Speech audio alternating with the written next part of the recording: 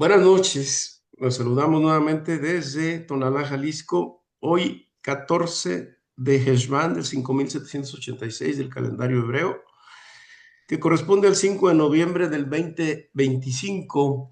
En el estudio del Zohar HaKadosh estamos, de acuerdo al calendario los cabalistas, a los Mekubalim, viendo las distintas parashiot que, con las cuales está constituido el Zohar que es el alma de la Torá, mientras la Torá es el cuerpo y toda la narrativa que ustedes ya conocen, pues aquí lo estamos decodificando. Y bueno, vamos a empezar, vamos a decir que desde cero, desde el Génesis, pero el Zohar aborda no solamente el Génesis, el Bereshit, sino antes de que se escribiera la Torá. Es decir, antes de la creación del mundo, antes de que el rollo de la Torá se conociera, pero la Torá en sí misma ya existía porque estuvo presente en la creación del universo. Así que vamos a ver y desarrollar este tema interesante.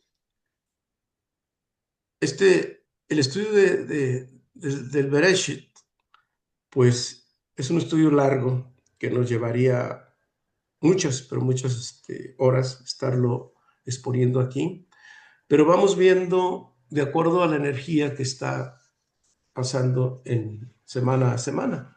Sin embargo, para algunos que no han tenido una formación desde el inicio de lo que es el estudio del Zohar, vamos a empezar esta lección desde cero. Y a medida que vamos avanzando, vamos tomando las distintas parashiot, pero al mismo tiempo vamos a estar tocando los temas. Como sabemos, el Zohar trata de distintos temas en una porción o en una parashat que aparentemente no tienen conexión porque brinca de un tema a otro, pero a medida que nosotros vamos avanzando en nuestro estudio, vamos teniendo coherencia en los temas y entonces van tomando una forma. Por lo pronto, pues vamos a empezar esto. Y obviamente, pues vamos a tomar, este es uno de los 72 nombres, Mem, Yud, Haf, que nos ayuda a abrir la mente para poder entrenar unas chispas de luz y de entendimiento. Al final vamos a meditar este nombre con la tecnología de los 72 nombres para que podamos ver un poco más allá de nuestra lógica, de nuestra mente racional y entremos a la supralógica, donde algunas cosas no tienen sentido, pero que tienen más verdad que otra cosa. Y luego, pues obviamente, esas cosas que no tienen sentido toman sentido cuando hacemos la conexión a través de nuestra céfira de Da'at, que es el conector entre el cerebro derecho y el cerebro izquierdo, y entonces ya podemos racionalizarlo y explicarlo de una manera lógica y que tenga sentido. Es decir, vamos de lo absurdo, que no es absurdo, sino de lo supralógico a lo lógico. Así que a medida que nosotros vamos avanzando, vamos teniendo un nivel de conciencia mayor. Y bueno, vamos a empezar con esta frase del Zohar que nos dice, el rey inicia al mundo permitiendo una transformación. Y cuando habla del rey, pues se refiere al creador, al santo bendito es él, a Kadosh Baruj Hu, o Kedushá Berehu, como se escribe en arameo, y todas las acepciones. Yud que algunos los conocerán como Yahvé, otros como Jehová, etc. Pero estamos hablando del nivel reconocido por él mismo y que nos dice que él es y con ese nombre, no como una etiqueta, porque sabemos que los nombres no son nombres como nosotros los conocemos, sino que son aspectos de de la divinidad en distintos momentos, en distintas historias del ser humano y para nosotros también. Así que bueno, decimos que el rey del mundo inicia y permite una transformación. Entonces, en el Zohar, en Bereshit A, su primer versículo empieza con esta imagen que ustedes la vamos a ir escaneando de derecha a izquierda y tratando de, yo sé que la lectura del arameo no es perfecta de mi parte, pero es un buen intento por querer hacerlo. Así que vamos a decir, Bereish umat urmenuta de Maleka, hablando aquí del rey. Galib, Elufe, Bekilkur, Liahabe, Usina, Bekor, Deniuta, Bekafei, Gol, Setim, Disimetu, Merasa, de Einsof, Keturah, Begluma, Kutera, perdón, Begulma, Naitz, Beika, Lahibur, Bealubam, Bela Sumak, Bela Yaruk, Belagobaus, Kelal, Kad Melkeir Meshicha, Abeid Goa in Leuna Lego, Bego, Botzina, Nevkei Had, Neyu, Deinhud, Itzibahei, Goba Unin, Letata. Bueno, la traducción nos dice, en el principio de la manifestación de la voluntad del rey, o sea, cuando el rey deseó emanar y crear el mundo, una fuerte chispa hizo un grabado sobre la luz celestial. Esta fuerte chispa, la cual emanó desde lo más oculto de todas las cosas ocultas, desde el secreto de la luz infinita del Ein Sof, tomó una figura informe. La chispa fue insertada entonces dentro del centro de un círculo que no era blanco, ni negro, ni rojo, ni verde, ni de color alguno. Cuando éste comenzó sus medidas, creó colores brillantes que brillaron dentro del espacio vacío y del grabado. Desde dentro de la chispa, esta fuerte chispa, surgió una fuente desde la cual las sombras de abajo recibieron sus colores. Pues vamos a tratar de entender todo esto. Aquí hay una voluntad y una manifestación. Deseó emanar y crear el mundo, es decir, crear el universo. Hay creaciones que no son físicas, desde luego, pero aquí se está refiriendo a la creación de nuestro universo, del mundo donde nosotros estamos desde antes que nosotros estuviéramos aquí. Entonces, hablar de antes y después en términos espirituales no tiene sentido, pero tiene que tomar un sentido para nosotros porque nosotros estamos inmersos en la dimensión espacio-tiempo. Por tanto, tenemos que pensar un poquito en el antes y después, pero en el mundo espiritual no hay antes ni después. Es un poco complicado de hacerlo, de entenderlo. Ya la física cuántica lo explica un poquito más, pero bueno, vamos a tratar de desarrollar esto. Ok, esa chispa de luz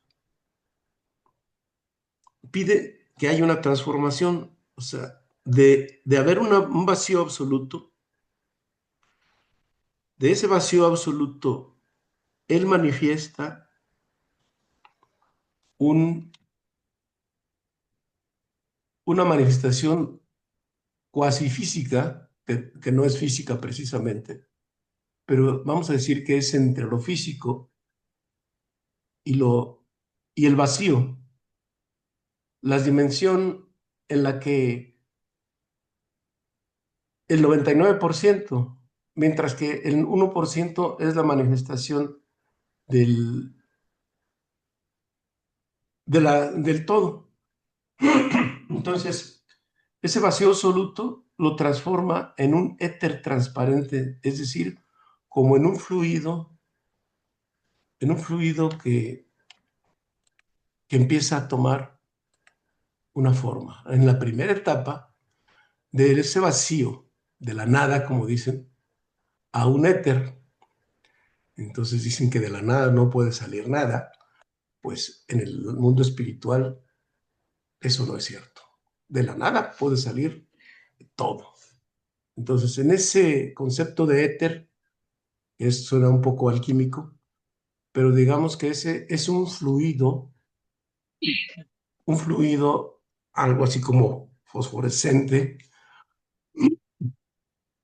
un fluido inmaterial. Y de ese fluido inmaterial, en la su segunda etapa de éter pasa a gas, a un gas incoloro. Por eso dice, no tiene ni azul, ni verde, ni ningún color.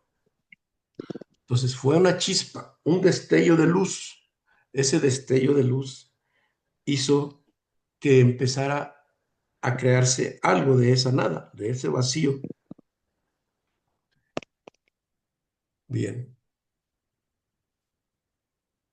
Pero entonces, para que ese gas inanimado empezara a tomar forma y peso en el vacío, había necesidad de hacer algo. Y ese algo es en su tercera etapa. De gas impacta con el verbo. Y aquí ya empezamos a ver los aspectos que están en la Torah. ¿Qué es el verbo? El verbo que en hebreo se dice dabar, o barashi en hebreo, dabar, o logos decían los griegos. E incluso en el Evangelio de Juan, ya hablando del Nuevo Testamento, en el versículo 2 dice, en el principio la palabra era, y la palabra y el verbo estaba con Dios.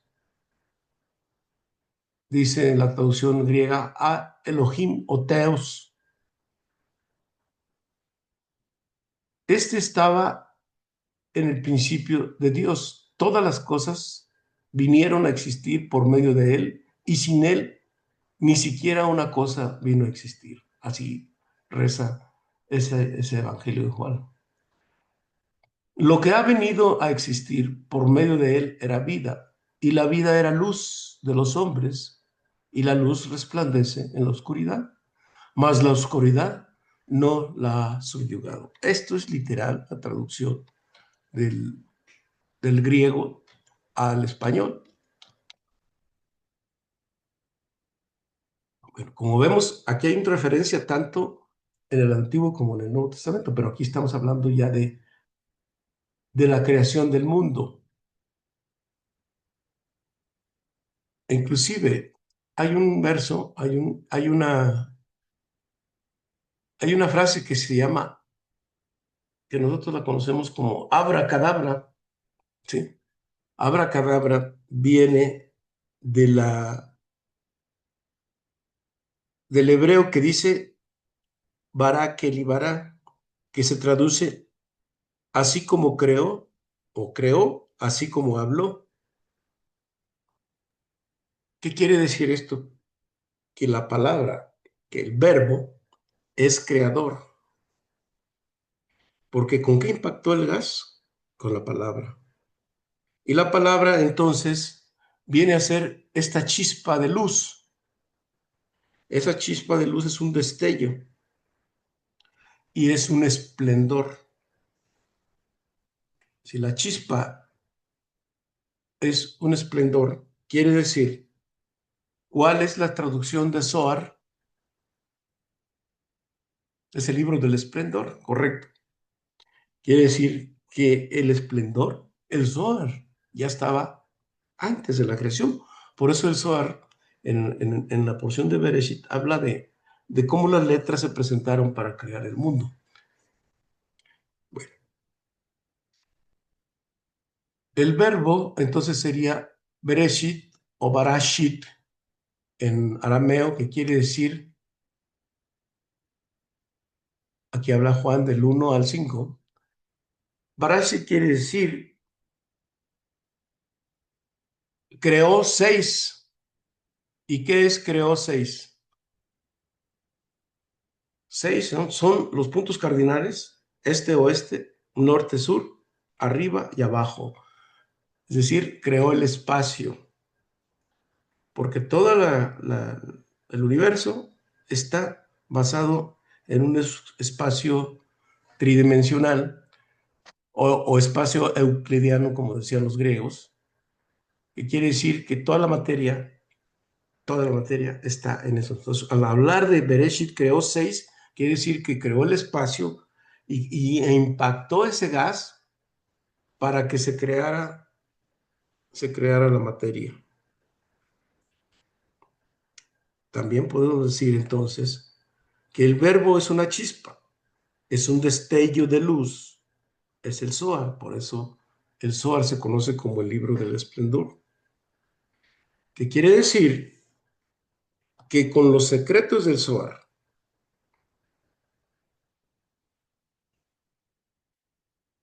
que nosotros estamos estudiando, podemos crear. ¿Y podemos crear qué? Porque nosotros somos co-creadores, así como Dios creó el espacio, el mundo. Nosotros a través de la palabra somos creadores y lo hemos ya estudiado muchas veces, que la palabra crea cosas, crea eventos, crea inteligencias, crea ángeles. Por eso es tan importante cuidar lo que uno habla.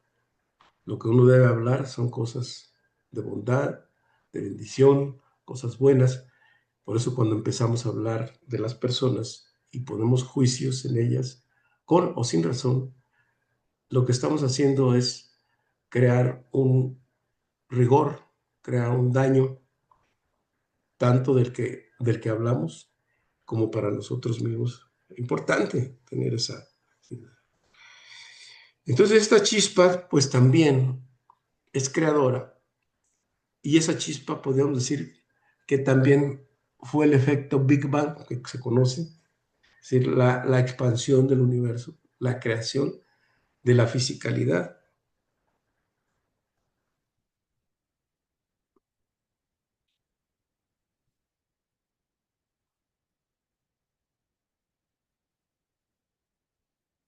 Es decir, que si nosotros conocemos los secretos del Zohar, tenemos la capacidad co-creadora de crear eventos. ¿Eventos en qué? Eventos, circunstancias para nosotros y para los demás. Entonces, la chispa es la transformación que el rey inició el mundo permitiendo una transformación, es decir, de lo inmaterial a lo material. Y como comentábamos la semana anterior, el estadio físico de la materia, ¿qué es? Imagínate, de hielo, si está muy frío, el hielo lo calentamos, se convierte en líquido.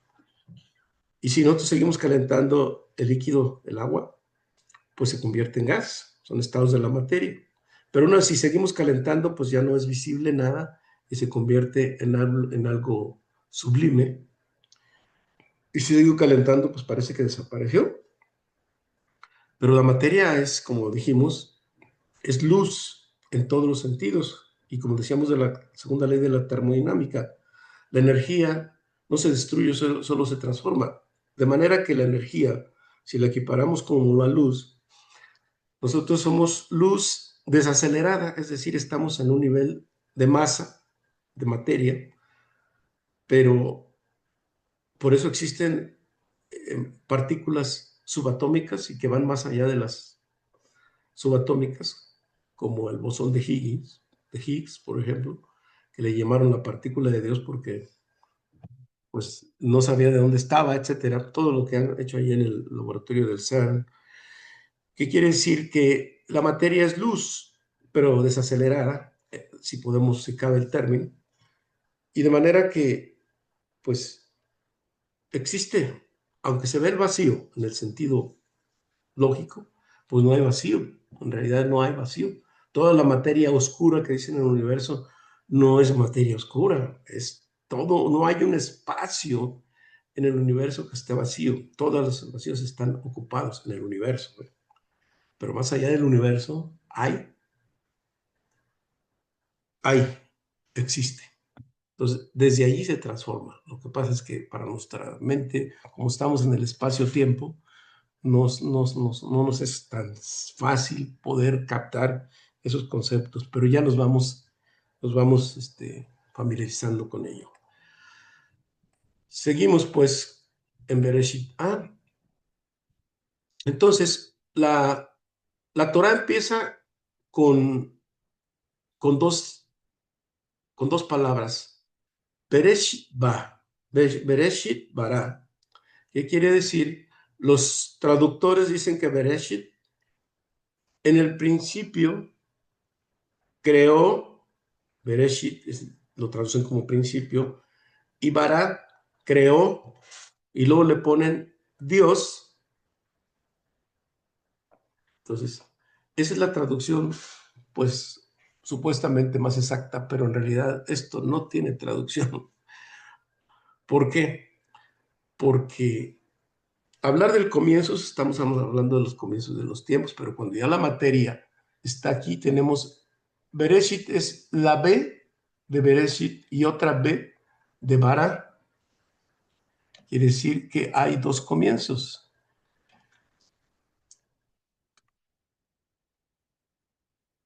Hay una pregunta que tenemos que hacer antes de continuar. ¿Cuál es el propósito? Bueno, lo vamos a poner enseguida mejor para no perder esta idea. ¿Qué quiere decir Bet Reshit? Que hubo dos comienzos. Y esos dos comienzos, ¿qué significa? Bet Reshit es dos comienzos. Uno, crear. Hago un paréntesis aquí. Dice, ¿con qué propósito se creó o se hizo esta transformación? El propósito de este es para glorificar al Creador, porque tuvo un propósito. Si Él creó este universo, fue con el plan de que el hombre, mujer, claro, habitara este mundo. ¿Con qué finalidad?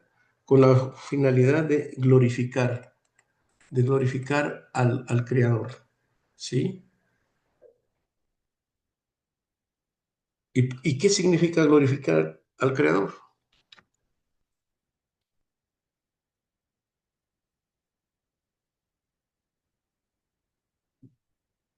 Porque Él no ha creado un ser inferior, sino un ser superior que puede, a diferencia del animal, por ejemplo, mirar hacia el interior con la capacidad de cuestionarse o de cuestionar su origen, de dónde proviene, etcétera. Tiene la capacidad de meditar, de visualizar, de activar su mente, de aumentar su capacidad cognitiva y de desarrollar sus sentidos extrasensoriales y ser creadores con su palabra y con su sabiduría. Entonces, con ello glorificamos y sentamos al Rey en su trono, es decir, en este mundo, y hacemos que Él se sienta orgulloso de su creación, orgulloso entre comillas. Y la creación completa lo alaba. Sin embargo, por el contrario, quien no glorifica al Creador, decepciona al Creador y la creación se rebaja a un nivel de vergüenza. Por tanto, este fenómeno de crear es con ese propósito. El universo no fue creado así de manera al azar, sino de acuerdo a la intención del Zohar. A lo que nos dice es que todo esto tiene un sentido, porque incluso antes de la llegada del, del humano, ya estaba creado el universo, pero estaba en un estado de hibernación. De manera que Este se activa cuando el hombre llega a este mundo. Entonces, cuando habla de dos comienzos, habla del comienzo del universo, pero también habla de otro comienzo. En el primer comienzo es de Keter, en el árbol de la vida, que ya no lo sabemos de memoria, viene la emanación, es decir, la primera manifestación de la luz, del Ein Sof, en este universo es en Keter, es decir, la presencia divina es una primera manifestación y es de donde emana, la emanación viene del Ein Sof, entonces en Keter. El segundo comienzo sería en Jochma, es decir, mediante la meditación y el verbo impacta para la creación. De manera que Dios creó mediante una meditación, pues por eso dice desde el principio de del, del primer versículo, el rey deseó emanar y crear el mundo. Una fuerte chispa hizo grabado sobre la luz celestial.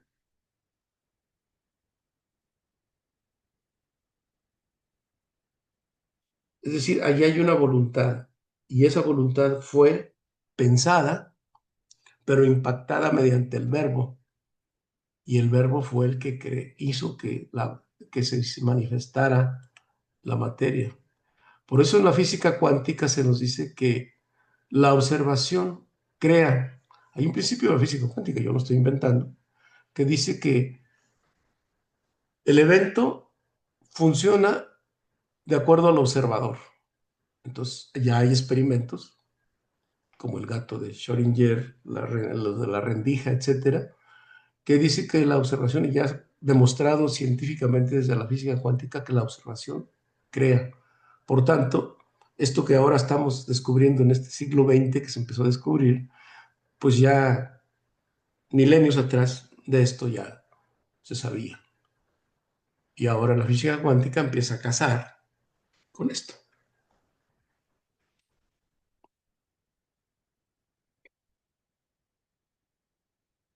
Entonces, aquí hablamos que dice, hacedme un templo y habitaré en ellos. Es decir, el verbo crea materia, eventos.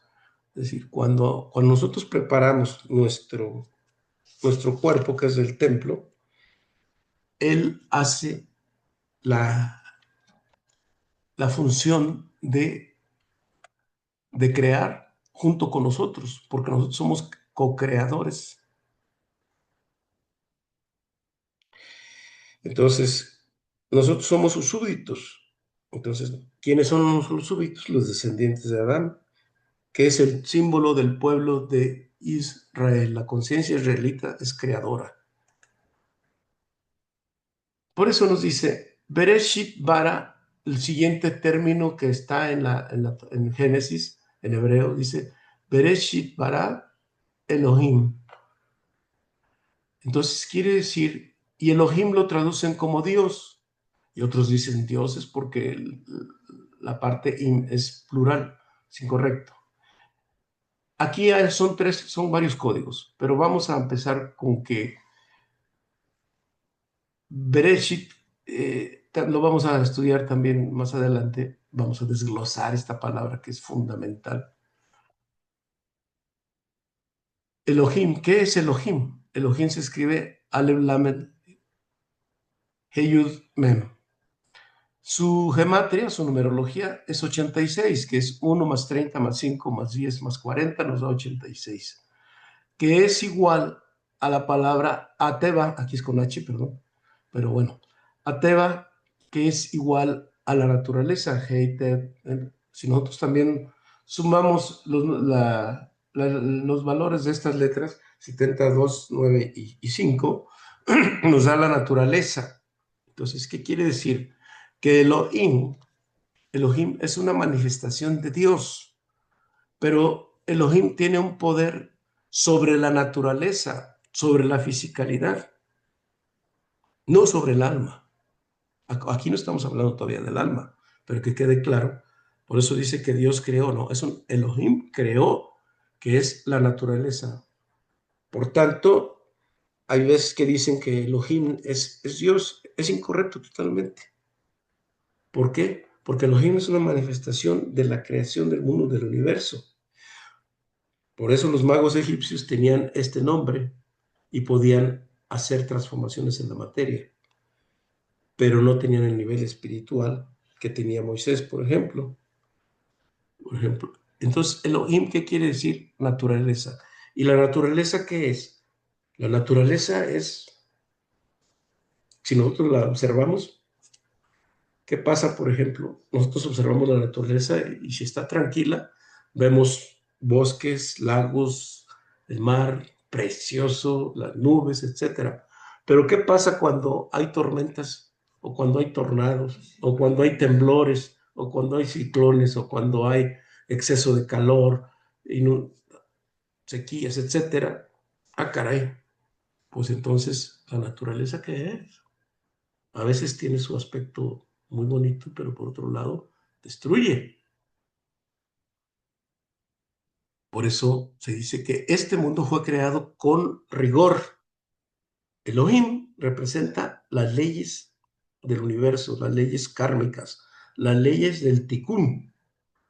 Por tanto, este universo fue creado con esos dos aspectos. Por eso nosotros en la conciencia o nos conectamos con la parte positiva, buena, que es la parte divina, o permitimos que Elohim a través del universo tenga una influencia directa sobre nuestras circunstancias físicas como en nuestro entorno. Y cuando hablamos de físicas, estamos hablando de la salud, del cuerpo, pero también estamos hablando de circunstancias como crisis, escasez, enfermedades, carencia, conflictos, caos. Pero por otro lado, cuando estamos conectados con la conciencia divina, tenemos bienestar, salud, abundancia, prosperidad, armonía familiar, etcétera, etcétera. Como ven, aquí hay una dualidad, porque hay el Elohim de arriba y el de abajo. El Elohim de arriba es el que está conectado con la creación positiva, vamos a llamarlo de alguna manera, o bondadosa o misericordia de este mundo. Y el de abajo es las leyes del universo físico, que generalmente son despiadadas. Y nosotros lo que queremos es conectarnos no solo con el Elohim de arriba, sino con la conciencia divina a nivel superior. Vamos a una segunda parte, nos tardamos un poquito más, así es que voy a abusar de su tiempo otro ratito. No sé, en las preguntas al principio, vamos bien, dice Lupita. Ok. En este versículo 14 también vamos a hacer una lectura rápida en arameo. Y bueno, ya mejor vamos a hacer la traducción. Dice, y los sabios resplandecerán, como nos dice el libro de Daniel 12:3, como las notas y las marcas de entonación litúrgica, que siguen a las letras y las vocales. O sea, los vocales son los puntos, de saber que estas letras, con esta puntuación, hacen que sea vocal, porque generalmente el alfabeto hebreo es pura consonante. Y las vocales es la entonación, pero también es un nivel de espiritual elevado.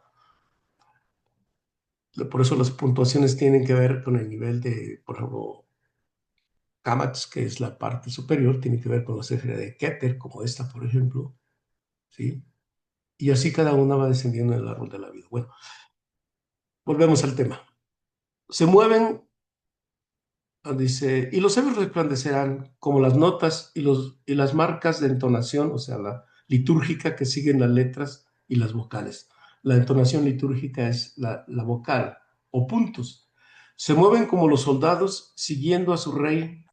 Las letras son el cuerpo y las vocales. Ah, las letras son el cuerpo y las vocales son el aspecto de un espíritu, es decir, el cuerpo y el alma.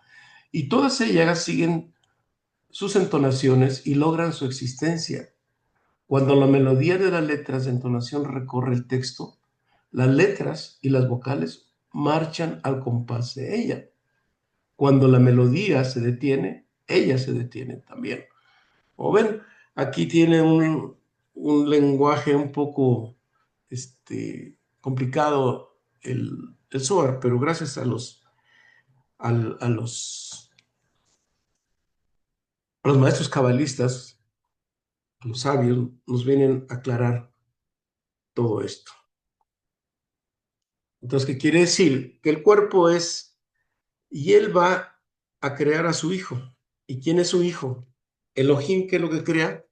Crea a su hijo, el universo. Y nosotros somos la chispa de ese hijo. ¿Por qué? Porque está dicho que polvo eres y polvo te has de convertir. Es decir, estamos hechos de polvo, de materia del universo, pero es nuestro cuerpo. Pero el alma, que es llamada Adán Kadmon, está constituida de cosmos, estrellas y planetas y galaxias. ¿Y con qué lo construye? Con esa chispa de luz. Por lo tanto, nosotros somos una réplica monitorizada del Adán Kadmon, que era un hombre, que no era un hombre físico, sino un hombre cósmico. Entonces, nos dice este libro de Daniel, aquellos que hayan sido sabios brillarán como la luz del cielo, y aquellos que hayan enseñado a otros en la vía de la justicia, o sea, la Kabbalah, brillarán como la luz de las estrellas en la eternidad, en toda la eternidad. Habrá una nueva estrella y él será el alma de esa estrella. Por eso hay que despertar al Sadik. Hay incluso por ahí tradiciones en las que recuerdo una película de Hércules que se convierte en una estrella. ¿Sí? Ese es el Sadik. Bueno, aquí vamos a continuar con qué es la semilla o el semen de Akadosh Baruj Hu se convirtió en materia y tomó el nombre de Elohim, o sea, Ateva, la naturaleza. Que quiere decir que Dios puso una semilla, pero esa semilla se convirtió en Elohim, que es la naturaleza. Y la naturaleza crea el universo físico, que es lo que acabamos de comentar hace un momentito.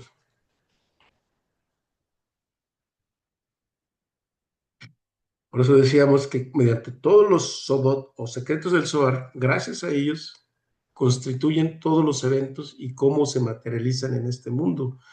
Si nosotros hacemos esto, glorificamos al Creador. Entonces, en Bereshit, Génesis, representa a Kadosh Baruj Hu, el principio, representa al Creador y Él es el principio de todo.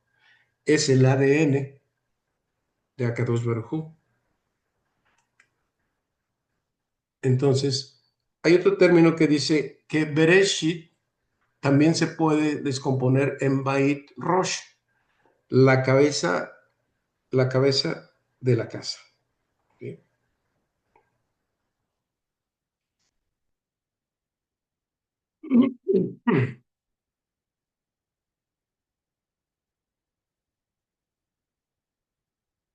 O la cabeza de la casa. La cabeza está encerrada en un palacio. ¿Y cuál es ese palacio?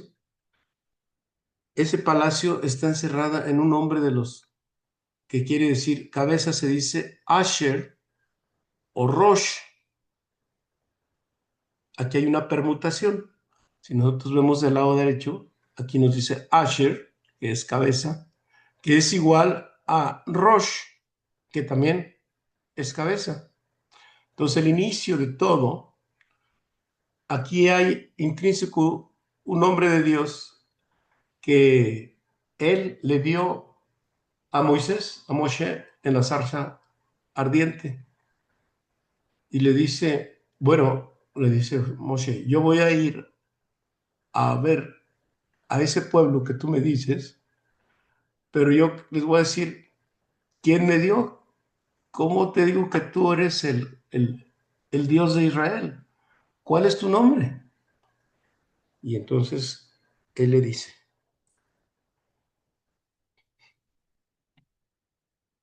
mi nombre es Egye, dice Modé, no dice Ani, Egye, Asher, Egye. Egye, Asher, Egye. Aquí tenemos Asher, que es la cabeza. Entonces, ¿qué es lo que las traducciones que hay en la Torah, en las traducciones del Antiguo Testamento dicen? Yo soy el que soy, yo soy el que seré. Es algo que no tiene sentido en la traducción. Pues no nos dice nada. Pero aquí vamos a entender qué significa esto. Egye es, si nosotros recordamos el nombre de Dios que está en la Céfira de Binah, bueno, más bien en la parte de arriba, ¿cuál es? Es Egye. Aleph, He, Yud, He. Y Yasher, que es cabeza, Egye. Pero le dice, tú no le vas a decir al pueblo que este es mi nombre, Egye, Asher, Egye, sino simplemente le vas a decir, Egye me mandó con ustedes para sacarlos de la esclavitud de la conciencia. Por lo tanto, Egye es la semilla, Asher, que es la cabeza y es el conector, y engendra, que engendra, quiere decir que las ideas que Dios envía a la mente son los nombres divinos que nosotros meditamos, y ese es el palacio. Engendrar, ¿qué es? Crear eventos. Esto es lo que quiere decir que Elohim creó al hombre a su semejanza, Elohim, pero creó al hombre físico, con lo del universo. Cuando habla de imagen y semejanza, Balsamenu Kamoteino, se refiere a otro nivel mayor, pero entonces ahí habla de imagen y semejanza, pero a la imagen y semejanza de qué? De algo creado que era el Adán Kadmón. ¿Y qué dicen los traductores? Que hizo la imagen y semejanza de Dios. Incorrecto también. Así que le dijo Moshe, ve al pueblo y solo el primer ejé se los vas a dar a ellos. Y el segundo, ¿a quién se los vas a dar? A los cabalistas, es decir, a tus sabios que están contigo. Entonces, solo se dan los nombres, pero no como Esher Ye. Los nombres van a ser para la conciencia. Entonces, por lo tanto, pues no puedes dar una herramienta muy grande a alguien que no está preparado para ello. Y por eso solamente se los dio a los cabalistas. Hoy, en esta época mesiánica, este nombre toma relevancia para nosotros.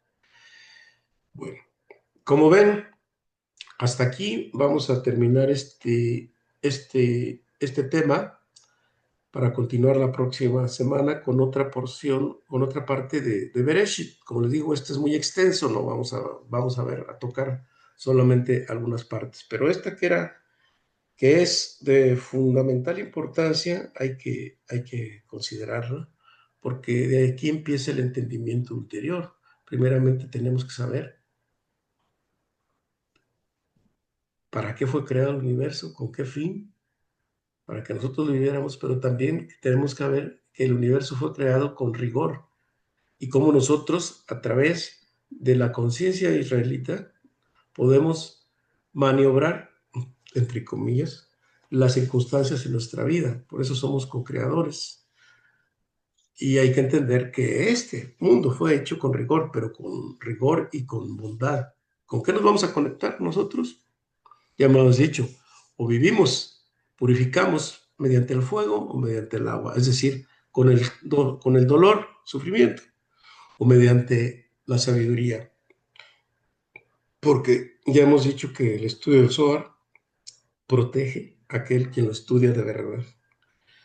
Bueno, aquí nos detenemos y pues no sé si hay alguna respuesta, digo, alguna pregunta al respecto.